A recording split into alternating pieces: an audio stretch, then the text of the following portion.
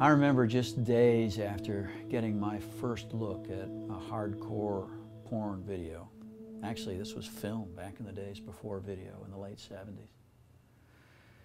Finding myself in the family car driving down to the seedier part of Trenton, New Jersey in search for a new supplier for my drug. Because, baby, I had found my drug. I'd never been a drinker, never been a drugger. But here's the thing. Porn actually stimulates the same pleasure centers in the brain that cocaine does. In that respect, it acts very much like a drug. And it actually changes the brain like cocaine does. We can see it now with modern technology. The brain scans of cocaine addicts and porn addicts, sex addicts, are virtually identical. Pornography or lust, this sexual stimulation, triggers this chemical cascade in the brain, the release of endorphins, and interestingly enough, a chemical called oxytocin. It's the same chemical that's released in the brain during a climax or in the brain of an infant during breastfeeding.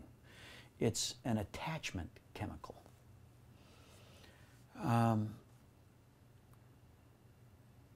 Now, we're designed to connect, to attach to the person with whom we are sexually engaged.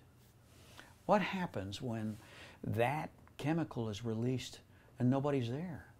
Or it's somebody we hired for the moment? What if we're just engaged in serial relationships? We're connecting and tearing apart, connecting and tearing apart.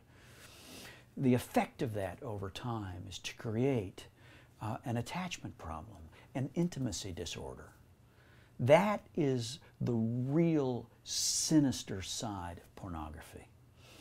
Pornography offers this artificial connection with a virtual person, which, if we accept the invitation, begins at that moment to impede our ability to create and sustain a real relationship with an actual person.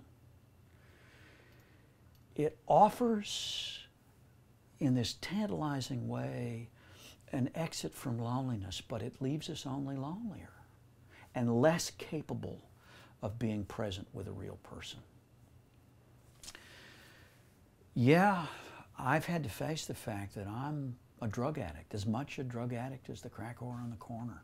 I just found a different way to get my drug, to stimulate that chemical cascade. And so recovery for me looks an awful lot like recovery for any other drug addict.